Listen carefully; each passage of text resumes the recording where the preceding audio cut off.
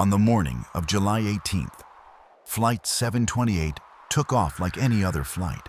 There were 143 passengers on board. Families heading on vacation, businessmen returning home, students traveling abroad. Nobody on that plane knew that within a few hours, their lives would change forever.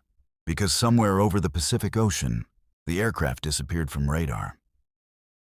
Air traffic controllers tried contacting the pilots again and again. Nothing, no response.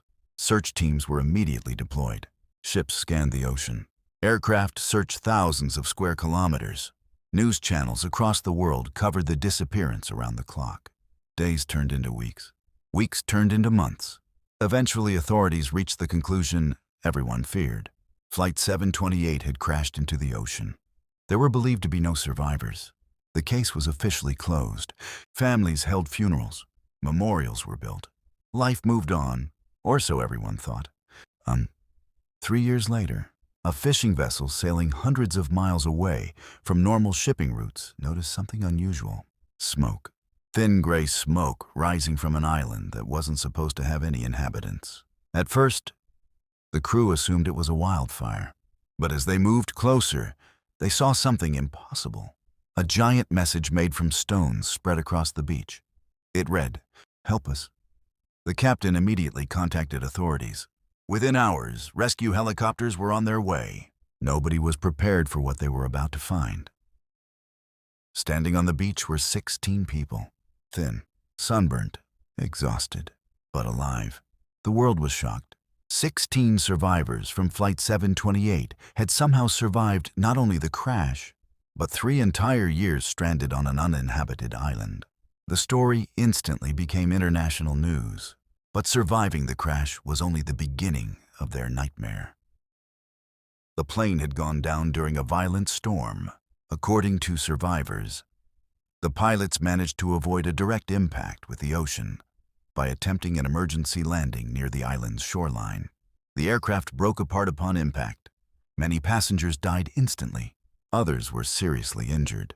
The survivors spent the first night believing rescue teams would arrive the next morning. They lit fires. They waited on the beach. They watched the horizon, but nobody came. After a week, panic started setting in. Food supplies from the plane were running out. The survivors searched through the wreckage for anything useful. Bottled water, medical kits, blankets, tools, anything that could help them survive another day.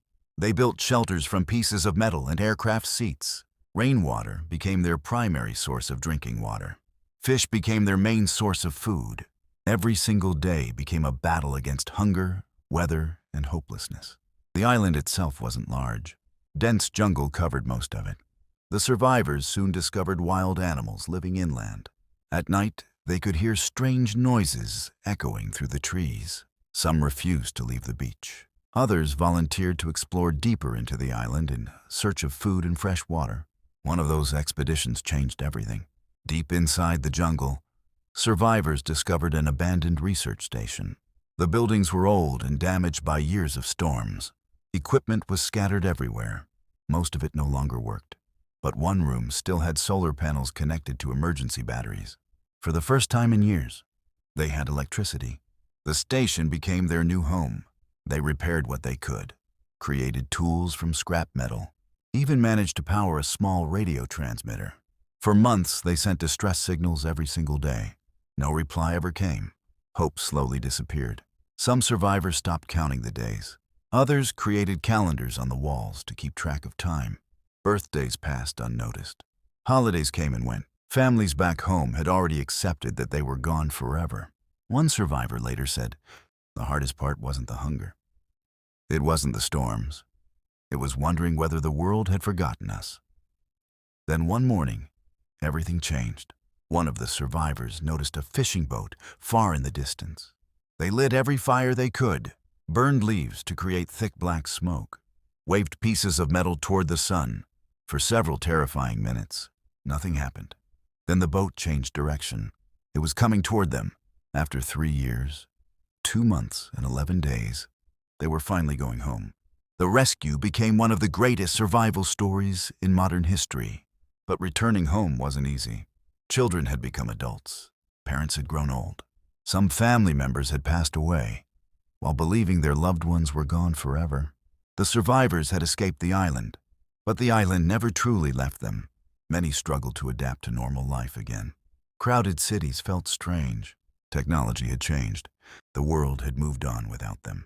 Today, the story of Flight 728 remains a reminder of one incredible truth. Humans are capable of surviving far more than we ever imagine. And sometimes, surviving is only the first part of the story. What do you think would be the hardest part? The crash, the island, or returning home after years away from civilization? Let me know in the comments. And don't forget to subscribe for more incredible stories.